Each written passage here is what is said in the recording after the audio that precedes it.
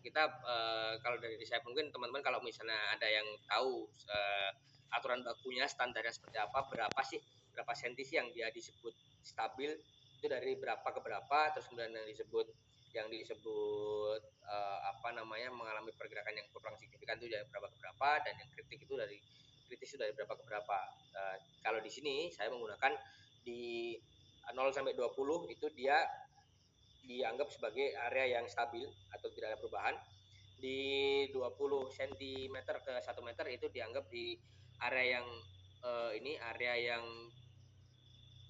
waspada atau area yang lebih signifikan. Kemudian di area yang merah itu area yang signifikan. Nah, seperti yang saya sampaikan di awal bahwa tidak semua area yang merah itu adalah karena perubahan karena longsoran. Bisa juga karena aktivitas tambang. Kebetulan yang di contoh peta ini adalah karena aktivitas tambang, ada aktivitas pemotongan di area tersebut. Nah, kalau dari peta saya ini sebenarnya fleksibel untuk petanya, cuman kalau yang dari peta yang saya tampilkan di sini panjangnya panahnya itu merepresentasikan seberapa besar dari pergerakannya.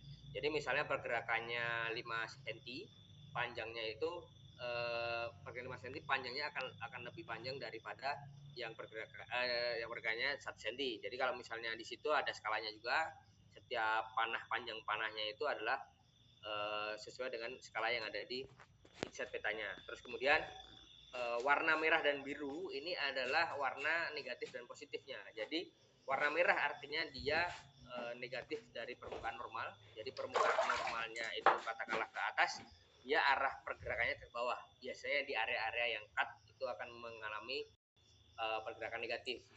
Terus kemudian yang pergerakan positif itu biasanya di area-area kecil. Nah, untuk arah panahnya sendiri itu adalah arah pergerakannya. Jadi di panah tersebut menggambarkan tiga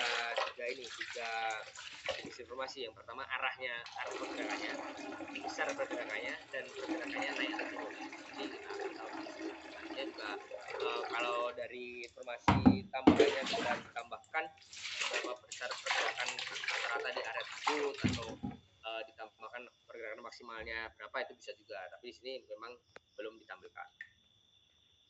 Nah, selanjutnya kita bahas selanjutnya itu terkait kelebihan dan keterbatasan lidar.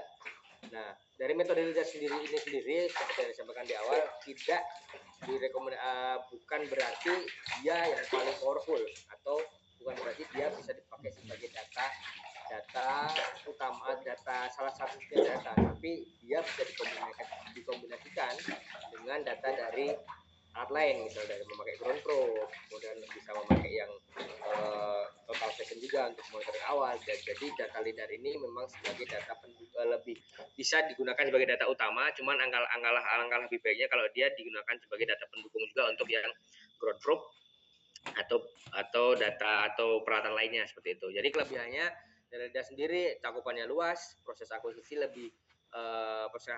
cepat karena kita hanya menggunakan flight plan yang kita tidak perlu datang ke lokasinya langsung. Kita bisa terbang dari ketinggian tertentu. Terus kemudian detail geometrinya tinggi karena dia sifatnya point cloud dan dia bisa merepresentasikan dari area 3 dimensinya, menghasilkan point cloud 3 dimensi dan mampu menembus vegetasi yang biasanya untuk total session untuk total session yang di vegetasi yang lebat ini lumayan susah ya, karena